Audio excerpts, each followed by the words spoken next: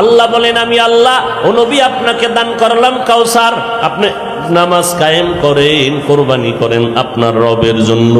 নিশ্চয় আপনার দুশমন যারা তারাই হলো নির্বংশ, তারাই হলো অপূর্ণাঙ্গ জিন্দেগির অধিকারী। আল্লাহ নবী মক্কাতুল মুকাররমায় বিচরণ করতেছেন। রহমতের নবী, যার চেহারা দিয়ে তাকাইলে মানুষ শুধু না, জঙ্গলের পশু পর্যন্ত কান্না শুরু করে দেয়। এমন মায়ার নবীর চেহারার মধ্যে বরকত, একটা নজর দিয়া তাকাইলে 7 দিনের ক্ষুধা নিবারণ হয়ে যায়। কেমন নবী আমার! আমি আলোচনা করতেছি কারণ এই মাস রবিউল আউয়াল মাস, এই মাসেই নবী আসছেন।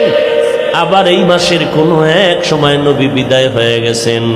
মাঝখানে সময় কাটলো 63 বছর। এক রবিউল আউয়ালে নবীর আগমন, আর এক রবিউল আউয়ালে নবীর বিদায়, মাঝখানে সময় কাটলো কত? 63 বছর। আশাটাকে বলে মিলাদুন নবী, বিদায় হওয়াটাকে বলে ওয়াফাতুন নবী, মাঝখানের 63 বছর জীবনটাকে বলে সিরাতুন নবী। এই 3টা শব্দ যারা মানবে না, তাদের কলিজা বাঁকা হবে, তারা নবীর আপন কেউ না। এই 3টা শব্দ আমার নবীজির শানের শব্দ। মিলাদুন নবী অর্থ আমাদের সুপরিচিত নবীর জন্ম মোবারক, ওয়াফাতুন নবী অর্থ আমাদের সুপরিচিত নবীর ইন্তেকাল, সিরাতুন নবী অর্থ আমাদের সুপরিচিত নবীর জীবন আদর্শ, জীবন ইতিহাস।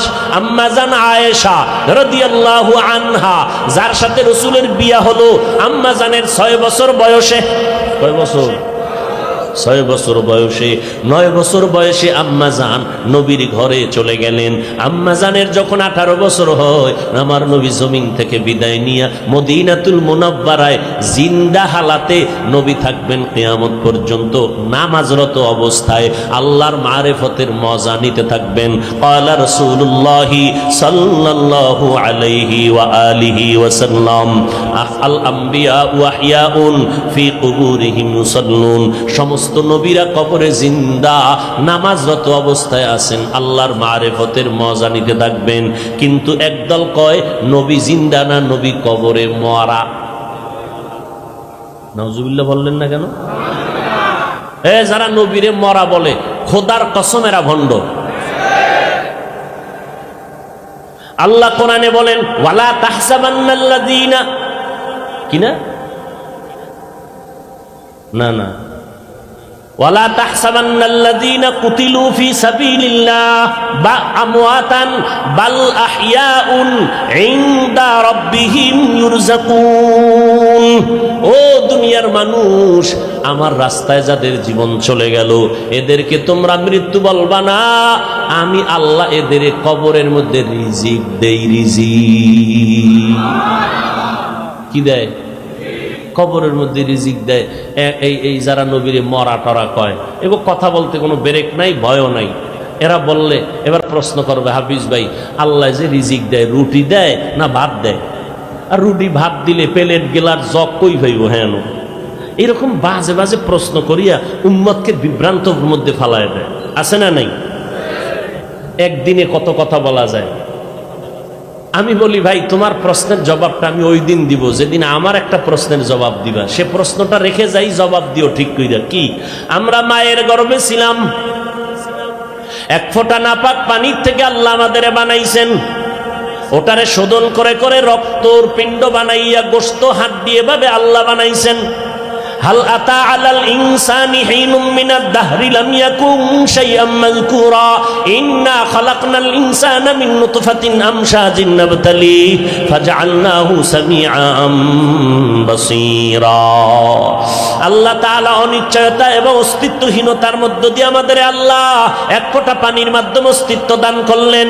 আল্লাহ রাব্বুল আলামিন মায়ের গর্ভে বানাইয়া ওইভাবে আস্তে আস্তে আস্তে আস্তে পুরো স্ট্রাকচার তৈরি করার পরে ওয়ালাকাদ খালাকনাল ইনসানা মিন সুলালাতিন মিন তিন সুম্মা জাআলনাহু নুতফাতান ফি ক্বারারিন মাকিন সুম্মা খালাকনান নুতফাতা আলাকাহ ফাখালাকনাল আলাকাতা মুদগাহ ফাখালাকনাল মুদগাতা ইযামা ফাকাসাওনাল ইযামা লাহমা সুম্মা আনশা'নাহু খালকান আখার ফাতাবারাকাল্লাহু আহসানুল খালিকিন।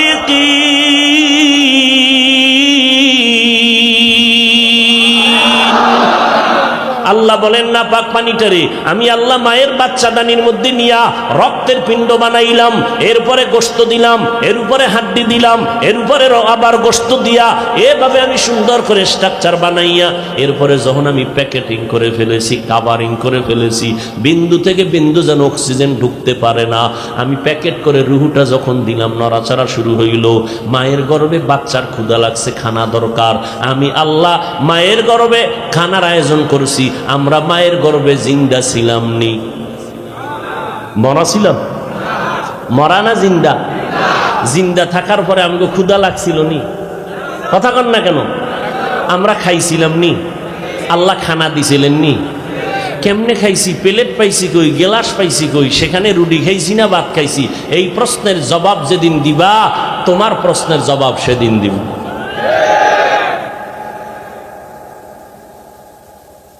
ভাইরা আমার,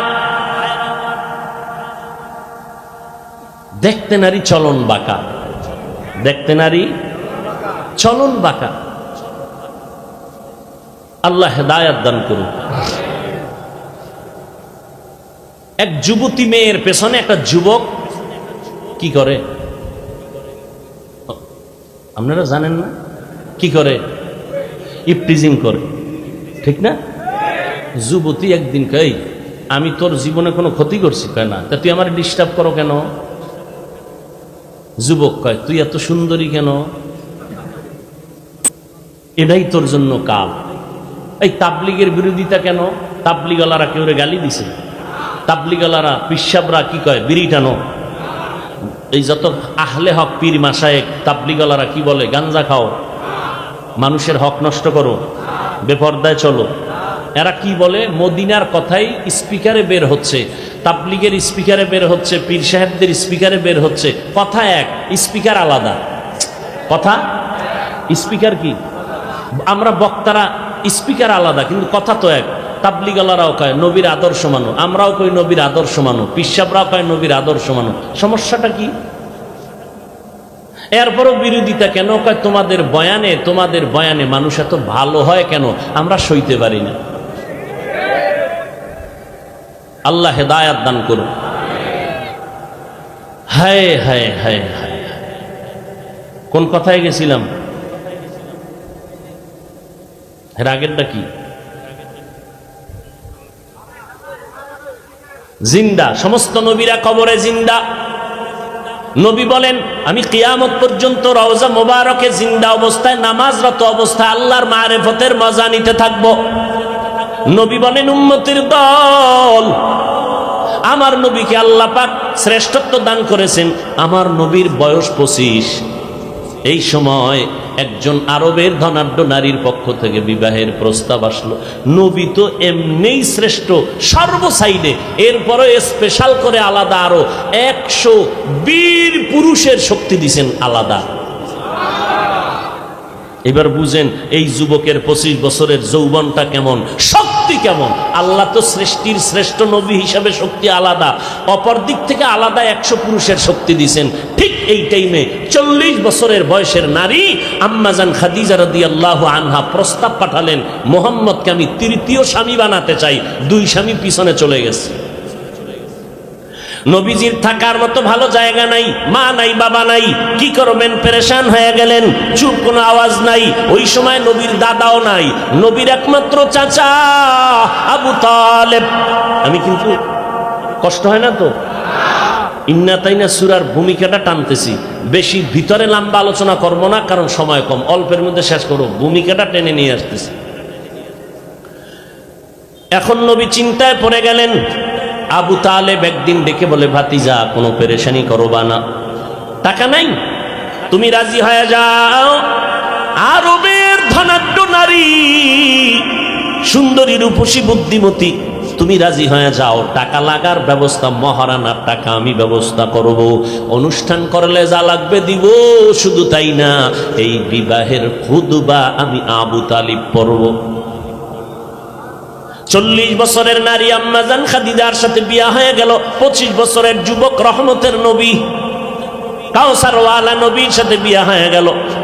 নবীর ঘরে যখন আসলেন আম্মাজান খাদিজা রাদিয়াল্লাহু আনহা, এই নবীজি খাদিজাতুল কুবরা রাদিয়াল্লাহু আনহার ঘরের মধ্যে একে একে একে একে 4টা কন্যা সন্তান আল্লাহ দান করলেন।